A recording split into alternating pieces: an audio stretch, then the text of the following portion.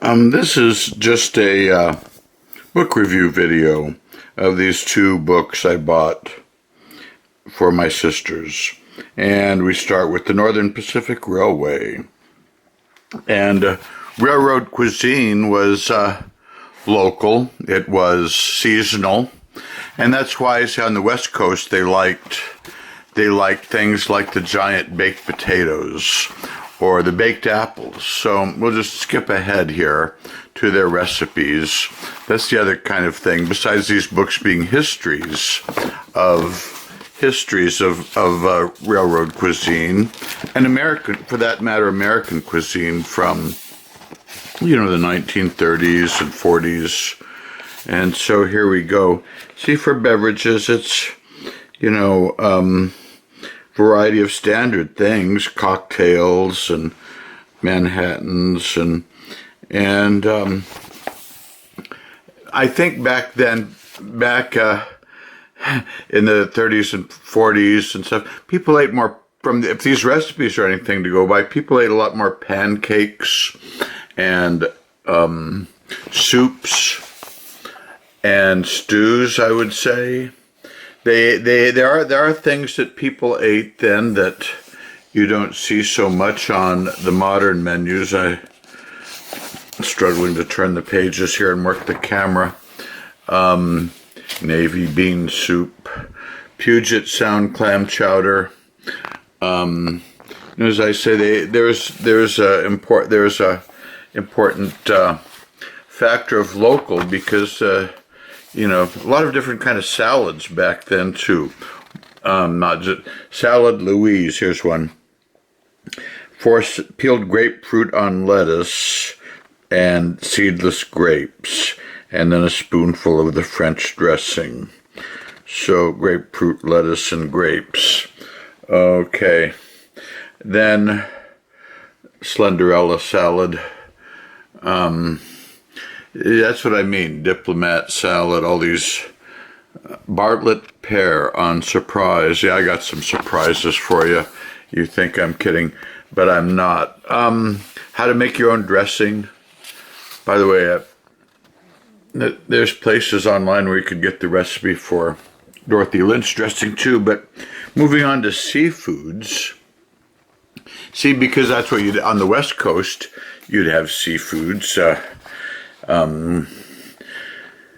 And stuff and meats. And speaking of meats, let's see: Hawaiian pot roast, veal schnitzel, roast beef with Yorkshire pudding, the New England boiled dinner, of course, a bunch of meat and vegetables, and then you've been waiting for this baked rabbit pie. You don't see that much offered anymore.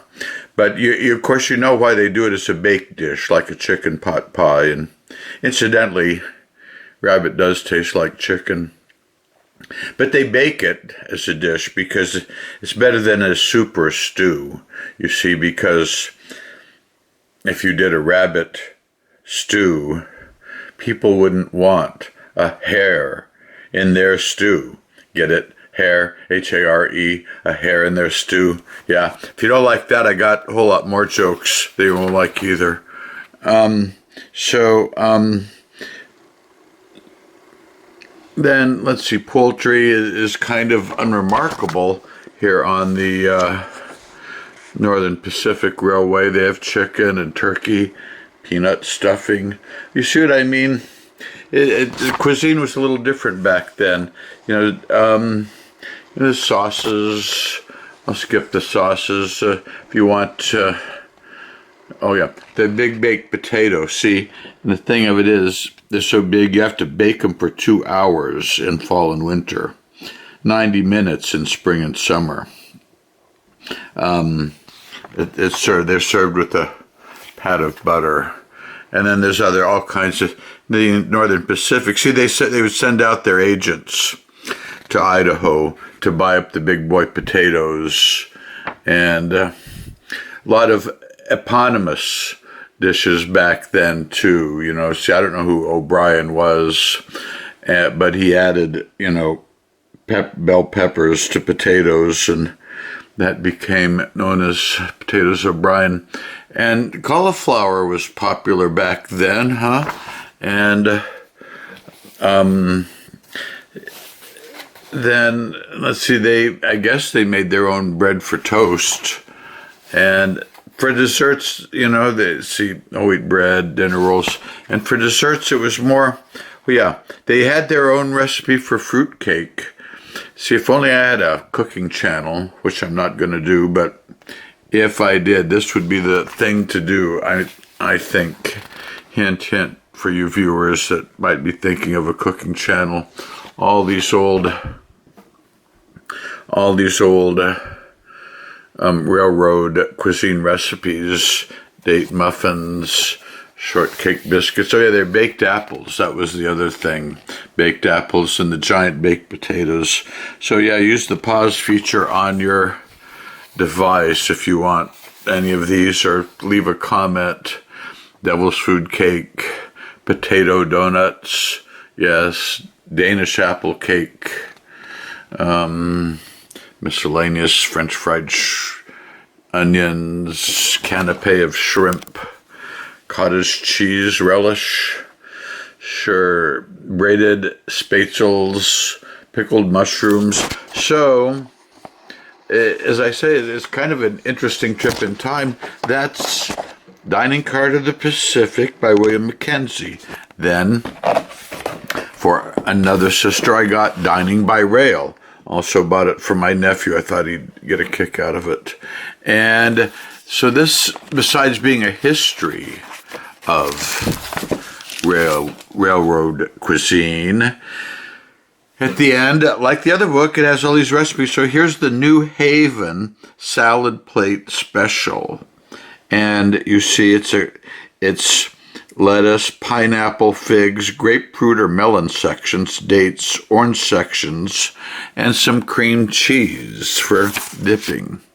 So why don't we move along here into some of these recipes here just for a minute. We'll start with the old Atchison, Topeka, and Santa Fe. Baked ham with Llewellyn sauce.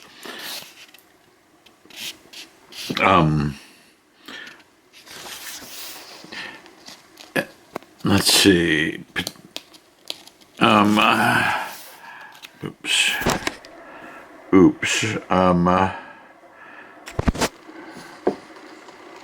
to make horseradish cream. Then we toasted hot Mexican sandwich, Santa Fe. That might have been a signature thing on the Atchison, Topeka, Santa Fe. Well, moving along to the Atlantic Coastline Railroad. As I say, people liked soups back then, and seafood, brown Betty with fruit sauce, which is a bread pudding, and let's see, Cuban sandwiches.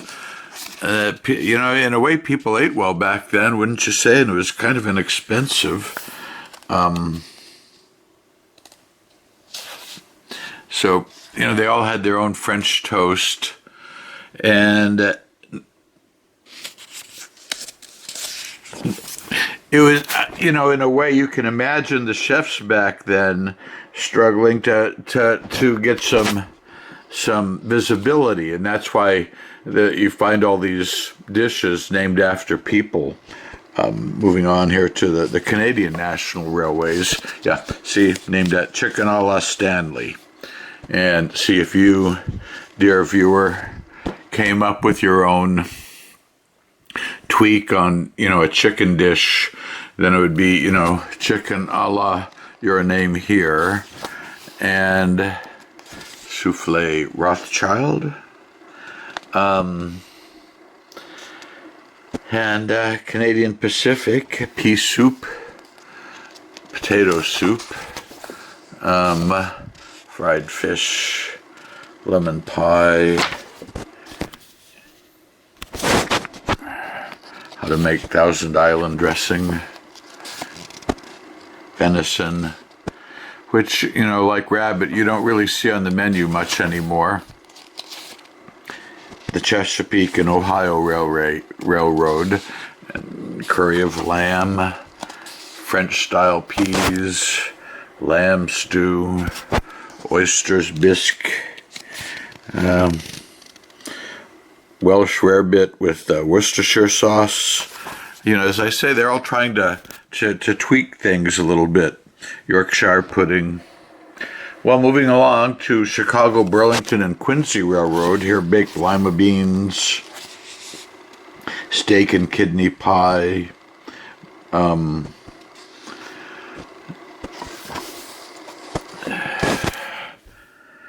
so it all sounds very grand. I think you'll agree, all these dishes, it sounds like, you know, something at a higher end restaurant. And it would be interesting to come across a restaurant that liked to serve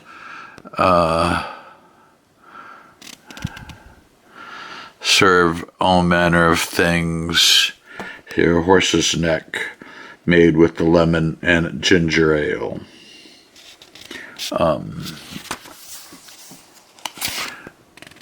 Cape Cod cranberry relish, puffed potatoes, carrots Vichy, cranberry pie. And now the Chicago, Milwaukee, St. Paul, and Pacific Railroad. Baked pear crunch with lemon sauce, where you bake pears in pear juice with sugar and cinnamon and batter them up with crushed cornflakes. And then you put them in a lemon sauce. And as I say, desserts were kind of different back then, huh? I think you have to agree with me. Dutch meatloaf, probably no Dutchman in it. Mashed squash, Olympian. Yuck. Stuffed onions. Well, you're probably getting the picture if you're not bored already. Great Northern Railway.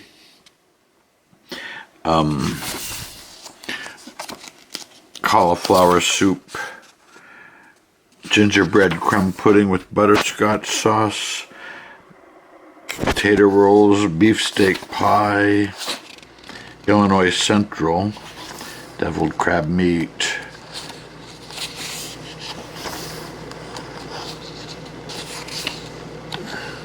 Upside down pudding. Probably has to be eaten right side up though. Potatoes Romanoff. Shrimp Creole. The Missouri Pacific. Filet of fish. Blamage. Sauces. Spinach. Coleslaw. Veal. Stuffed celery rainbow, the New York Central, shrimp, crab, eggs, pecan and orange sticks. Kind of interesting, huh? Must be a dessert. Stuffed pork loin. We're coming to the end here. New York, New Haven, and Hartford Railroad. Apple, peanut butter, and cheese salad. Bretton Woods dressing. Carrots and mint sauce, chicken Cadillac, creamed shrimp oyster casserole, codfish balls,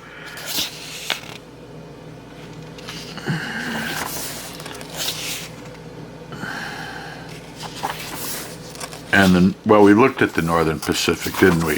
A whole book about the Northern Pacific sweet dough, the great big baked potato. Even had a song written about it. And yes, so the Pennsylvania Railroad, baked potato Pennsylvania style, melon mint cocktail, ginger muffins. How does it, one you can, Penipicuri pie, raisins, cream, nutmeg, cinnamon. How unusual. Flank of beef in veal cutlet, Southern Pacific apple pancakes, avocado cocktail, strangest drink I ever saw. California peach and rice fritters, filet of sole as you like it, Spanish beans. I hope they're not jumping beans. Southern Railway System biscuits, fish, chicken salad, ham, steak, pecan pie, oysters, sweet potatoes and apples. Union Pacific Railroad, lamb, barbecue crab, apricot pie, macaroni and cheese with olives. You don't see that every day. Orange tea biscuits. The Western Pacific Railway, hot chicken tamale with cheese sauce, Arabian peach salad,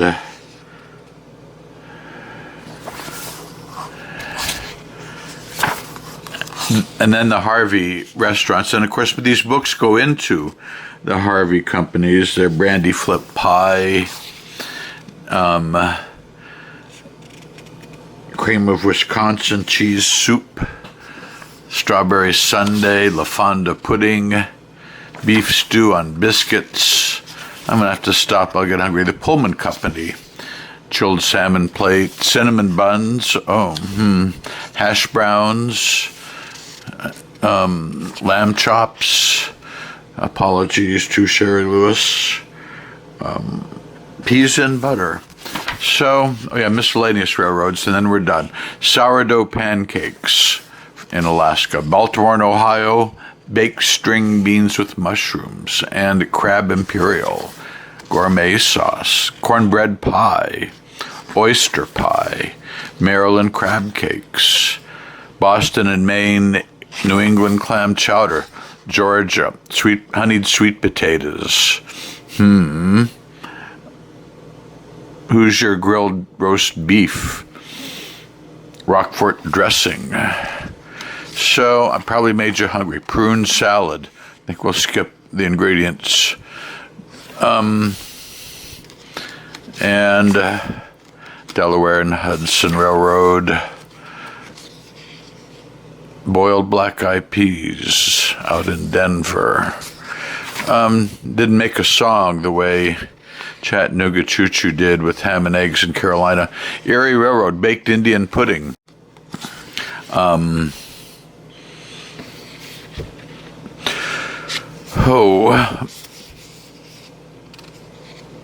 Spoon bread, baked apple dish, cream of chicken, so shrimp cocktails, and the Missouri, Kansas, Texas line, Katie Cornets, Katie's special onion soup, cornhole cakes, diamond cheese biscuits, apricot Bavarian cream, oyster scalloped with rice, buttermilk pancakes, cantaloupe pie. Now, when's the last time you saw that on a menu? Okay, and we'll end with slow braised Swiss steak, Wabash style, dining by rail. So it's a cool little book, James D. Porterfield. So I bought it for two relatives.